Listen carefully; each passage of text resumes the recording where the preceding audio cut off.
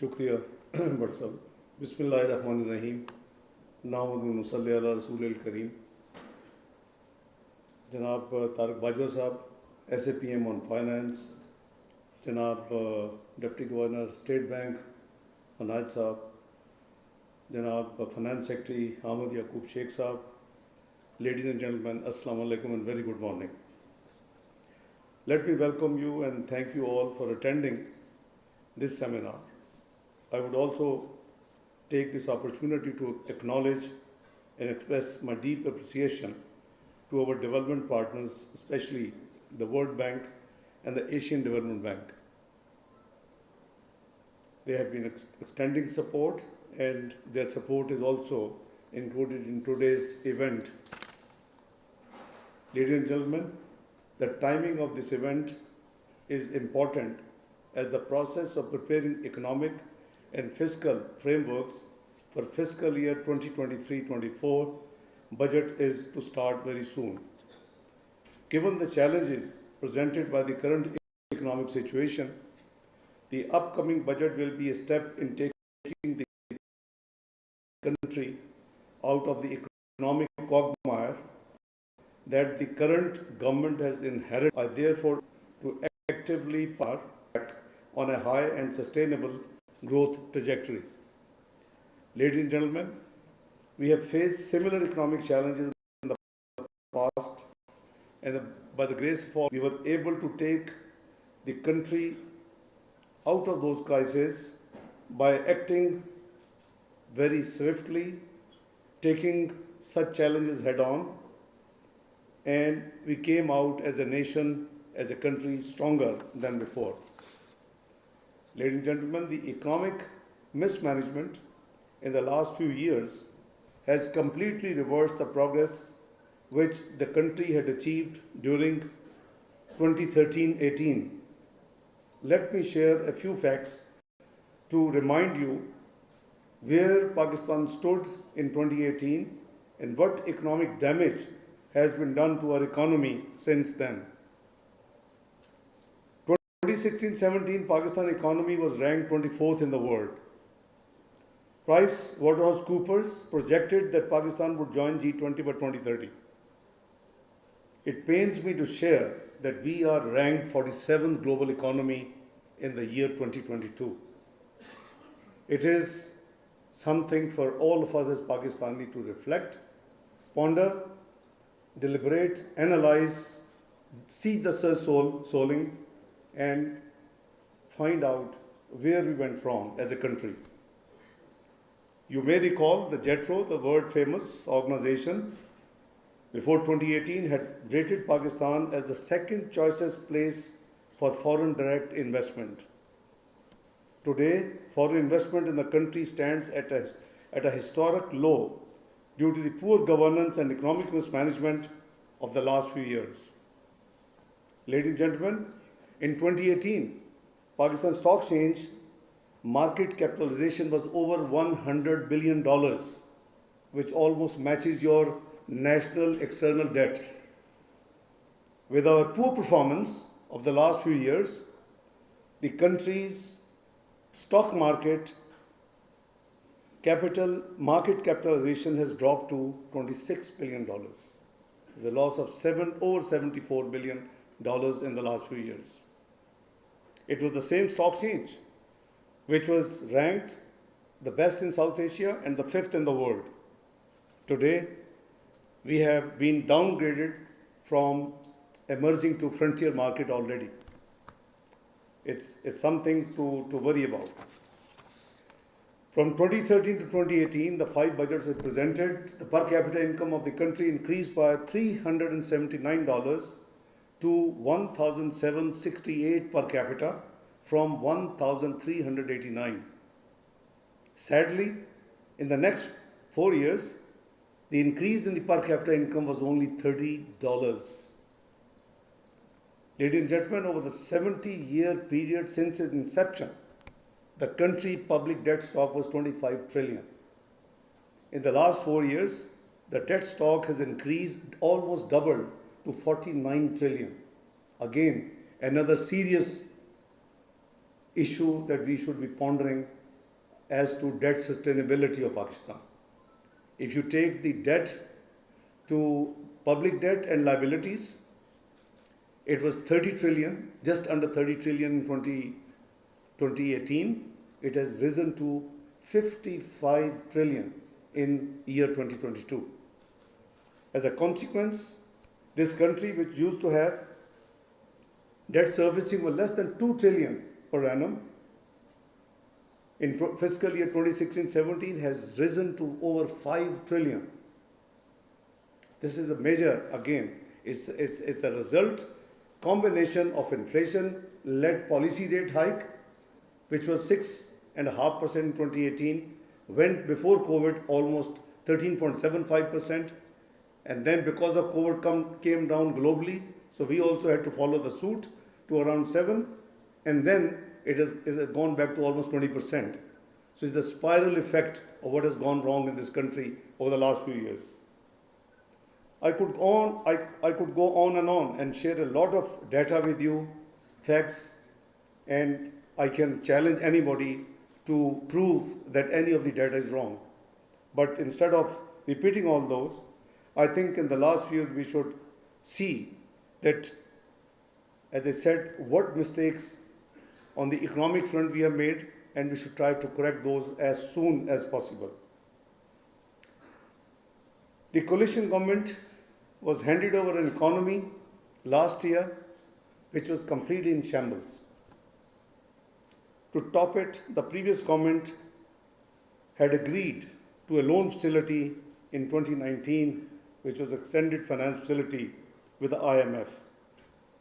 Unfortunately, instead of honoring the sovereign commitments, they not only did not implement, but rather before leaving the office had reversed some of the conditionalities they had implemented earlier. Now, this actually led to a serious trust deficit between development partners and Pakistan as a country. We realize that these obligations are not by any individuals or political party, but by sovereign state of Pakistan. We and my team decided that come what may, we will implement and we will discharge all the sovereign commitments which the previous government had made. One and only program which Pakistan completed in its history, even dictators era could not complete any IMF program. They used to run away. Pakistan was known as few trench country. The most effective governments which used to claim, they also ran away from 8th or 9th review in its history. The one and only program which was completed for all 12 reviews successfully was 2013-16 program. So I think we owe this to this nation, that we show seriousness, we deliver, and we demonstrate to the world that we can honor the sovereign commitments no matter who made those. So I and my team are absolutely committed to complete this program to the best of our ability. We have been in the process of 9th review. I think it has taken longer than it should have, in my opinion, because I have dealt with all the 12 reviews of the one and only completed program in Pakistan history. Anyway, we seem to be very close to be signing staff level agreement, hopefully inshallah in the next few days. Ladies and gentlemen, our economic difficulties compounded by the devastating floods of 2022, which affected 33 million people, caused physical and economic losses of around $30 billion. Despite the fiscal constraints and limitations the federal government has, the federal and provincial governments have jointly decided and have allocated $452 billion for relief and rehabilitation work of flood affectees. If need be, we together will provide more resources to support our brothers and sisters in need. You may recall that there has been a lot of work by UNDP, European Union, Asian Development Bank, World Bank, and assisted by the Planning Division. And they calculated that around $16 billion would be required for the reconstruction and rehabilitation work in the next few years. We, in the Geneva Pledge and the Geneva, the conference which was held for this purpose in January, we have already announced that half of that bill will be met by Pakistan from its own resources, which means almost $8 billion or more than 3,200 billion Pak rupees in the next few years. And we have made all the spade work, home work has been done, and luckily and alhamdulillah, we got much beyond the 50% which was envisaged to be pledged in the Geneva conference was committed and was announced. I'm sure you all would be aware of the detail which has already been made public. Ladies and gentlemen, these are challenging times, as I said, and everyone needs to make contribution to overcome these challenges. As they say, the work begins at home. So does austerity. Prime Minister Mohammad Shahbaz Sharif has announced an impressive austerity package recently.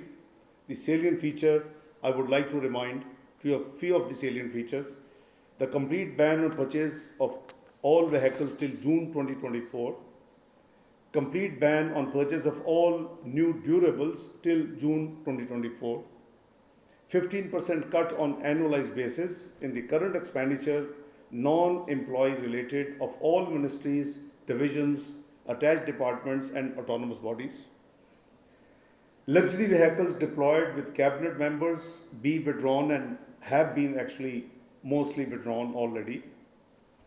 Cabinet members to avail air travel both domestically and abroad in economy class and shall not stay in 5-star hotels.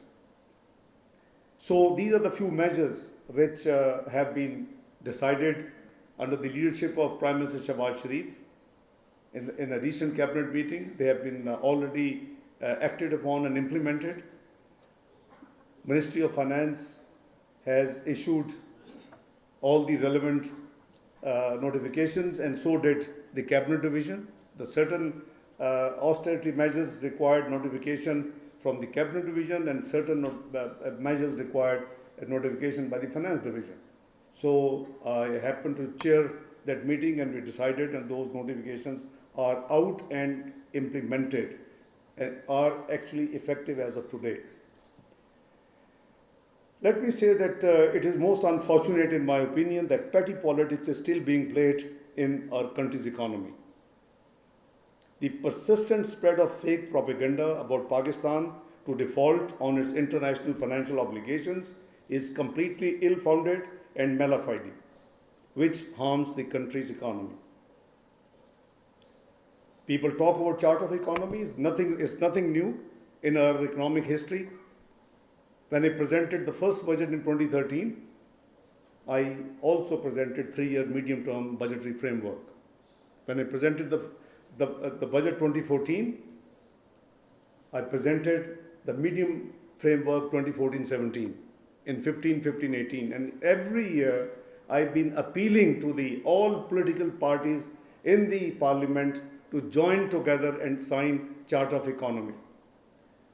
Let the public and the nation be witness that what would be the economic roadmap, and there will be no politics with that roadmap. Unfortunately, it all fell on deaf ears and couldn't be achieved. I'm now hearing again, many people from different segments of society, including political parties, of talking chart of economy. Government would welcome it. I think this is something we should act apolitical, and we should do whatever best we can in the speediest manner in the interest of future economic history of Pakistan. Ladies and gentlemen, I want to draw your attention towards the fact that as principal accounting officers and heads of departments of the federal government, many of my friends, colleagues, federal secretaries sitting here, I'm addressing them. It is your prime responsibility to optimize revenue collection and observe discipline in spending public money. We are all trustees and ameen in these positions, whether you're principal accounting officer, whether you're minister or minister of state. We owe this accountability to the nation as well as to Allah subhanahu wa ta'ala. So, I believe that you all are the arms and tools through which policies of the government can be best put in real practice.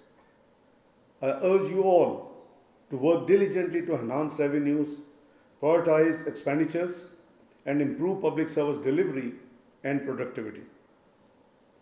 During the course of today's proceedings, please share your thoughts, suggestions, proposals as to how best we can chart our way forward towards economic stability on a fast track. Ladies and gentlemen, I would like to once again extend my gratitude to our international development partners, which include obviously World Bank and the Asian Development Bank, whose nominees are here to represent their institutions.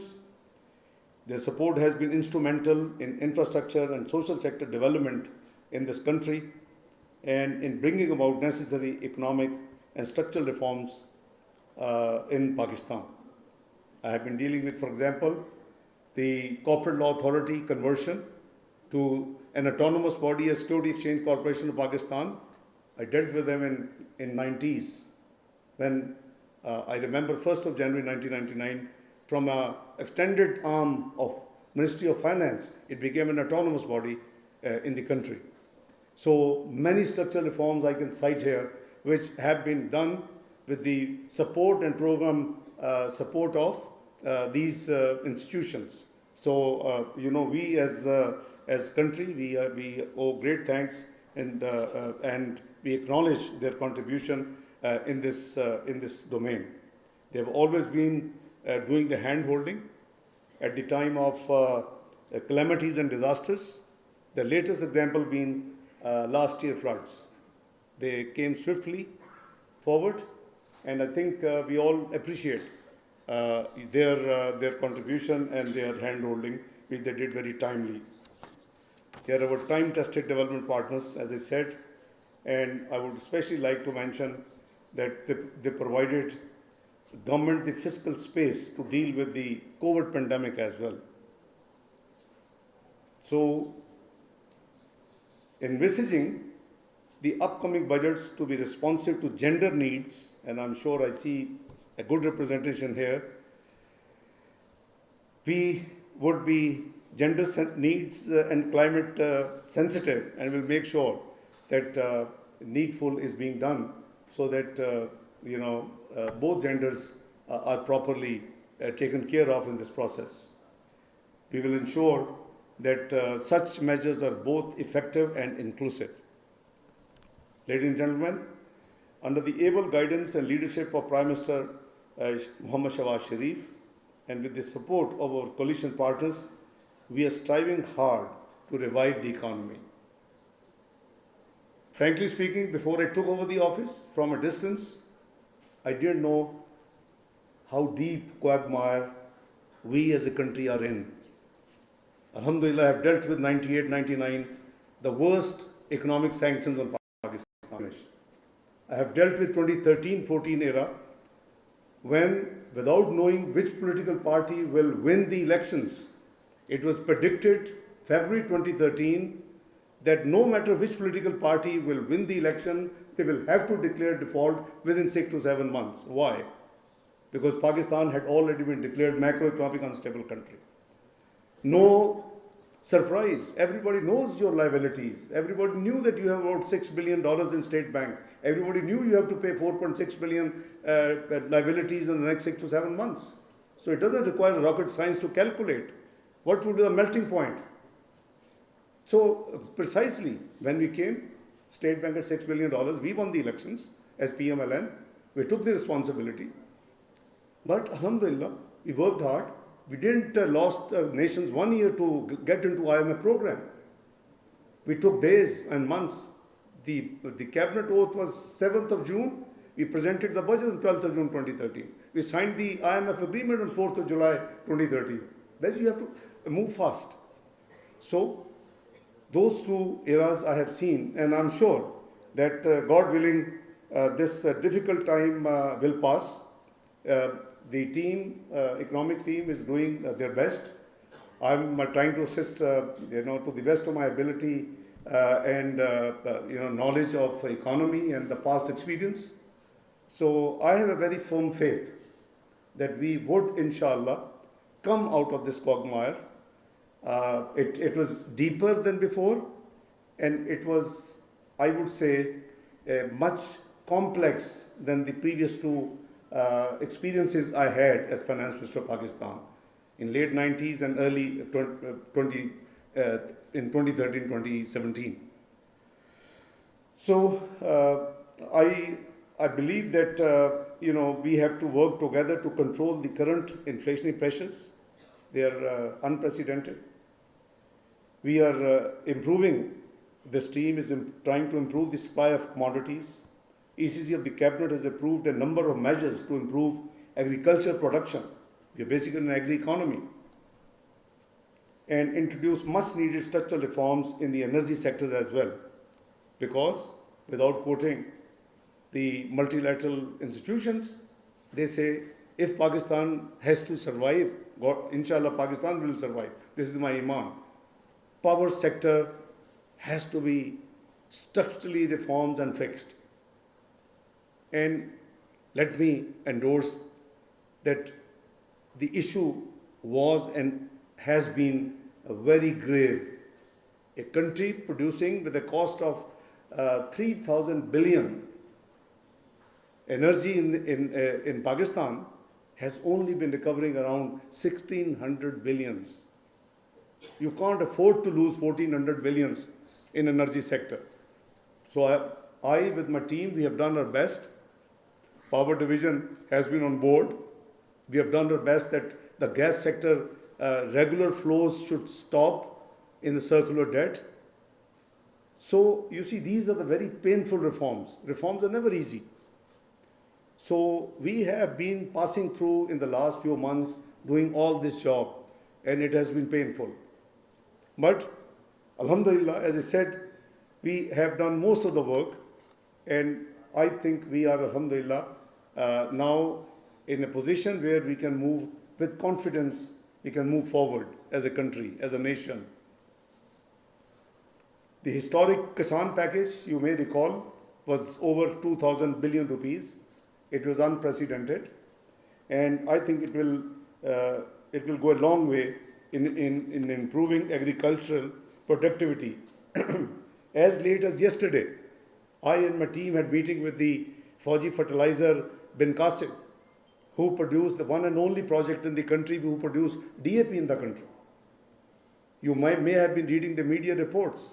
The farmers have not been, because of maybe their purchasing, power has gone so down, they have been using only urea that reduces your productivity, and they have not been using DAP, which is a little expensive. But we had a very historic discussion yesterday that the neighboring countries are now going the next step of producing the better and the more productive urea and the fertilizer in those countries, which produces 35 to 40% more per acre yield. So we have started work on that. God willing, inshallah, we will try to put this in order. Pakistan used to import the entire DAP from abroad. And I thanked Allah and I was happy when the visiting team reminded me that it's you who actually hand-holded us and helped us to trigger this DAP project in Pakistan in 1998, which started and completed and became in production in 2003. You see, you have to do work. Rest is with Allah Almighty. And this is my belief, this country has a lot of resilience. Those who spread, this, I would say, depression, I think they should have a faith. You have huge assets. You have, these minerals are hundreds of billions of dollars. Your debt is, those who say that debt trap ho gaye, I mean, what is your debt to GDP ratio? 73%. Right now, in the last few months, it has come down to 69%. Because we have been paying our external debt without getting it back because of the rumors and the debt phobia spread all over in the world.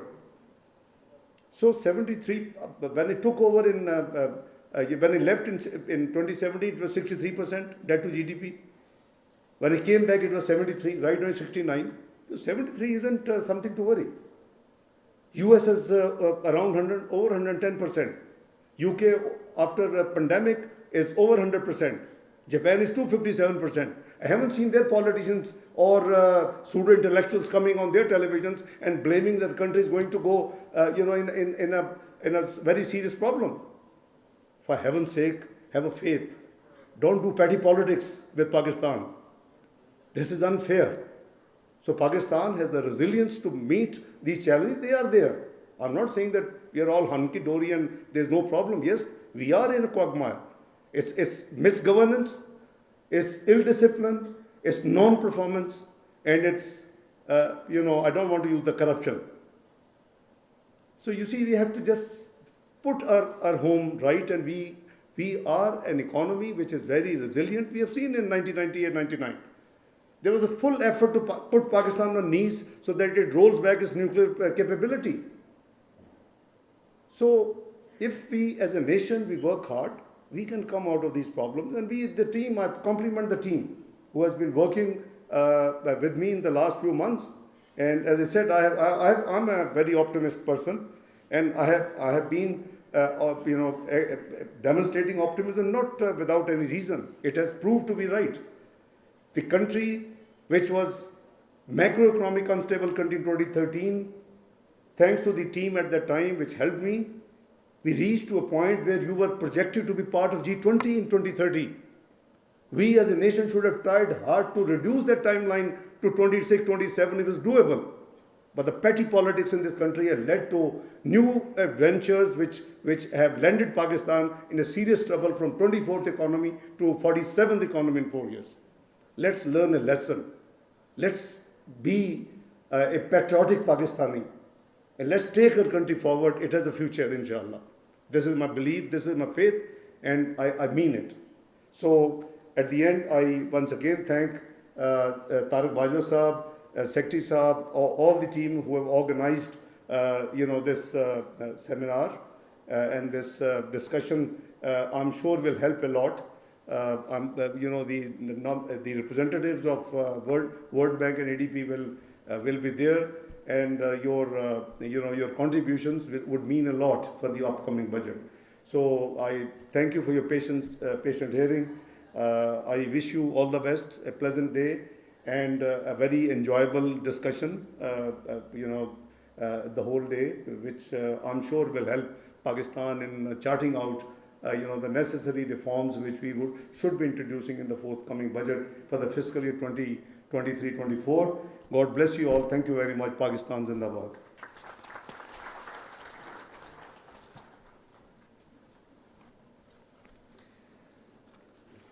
So, thank you very much, sir. So we are